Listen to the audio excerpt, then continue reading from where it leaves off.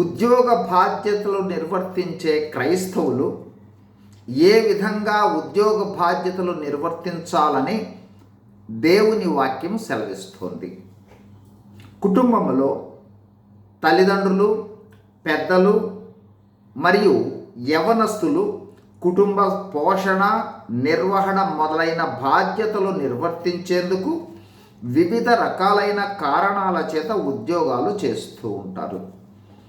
క్రైస్తవులుగా ఉద్యోగస్తులు ఎలా ఉండాలని బైబిల్ గ్రంథము లేదా లేఖనాలు తెలియజేస్తున్నాయంటే, ఒకటి, ఉద్యోగస్తులు నిర్వర్తించే బాధ్యత మనుష్యుల కోసం చేస్తున్నామని కాకుండా ప్రభువు నిమిత్తము చేస్తున్నామనే గ్రహింపుతో మనస్ఫూర్తిగా ఉద్యోగ బాధ్యతలు నిర్వర్తించాలి. కొలస్సీలకు రాసిన పత్రిక 3వ అధ్యాయం 23-24 వచనాలు. 2, పై అధికారులకు ప్రతివాడు లోబడి ఉండాలి. ఎందుకంటే అధికారం అనేది దేవుడు అనుగ్రహించినది. రోమా 13:1.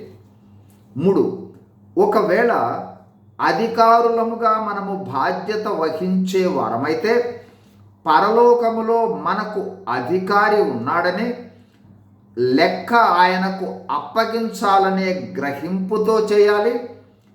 పక్షపాతము లేకుండా బాధ్యతలను నిర్వర్తించాలి.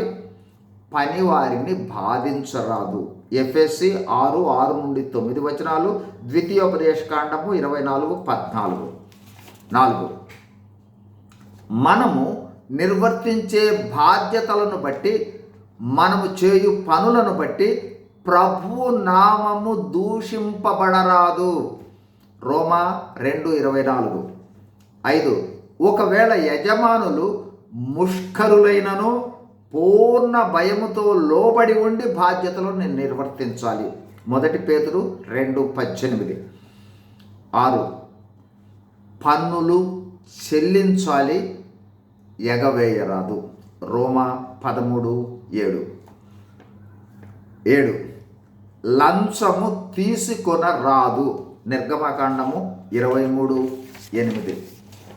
చివరిగా 8, సమయ పాలన పాటిస్తూ అన్యాయము మోసము చేయక మంచి మనస్సాక్షితో మనము ఈ లోకములో నిర్వహించు బాధ్యతలు ప్రభువు నిమిత్తమని, ప్రభువు వల్ల స్వాస్థ్యమును ప్రతిఫలంగా పొందుతామనే గ్రహింపు కలిగి దేవునికి చేసినట్లుగానే చేయాలి.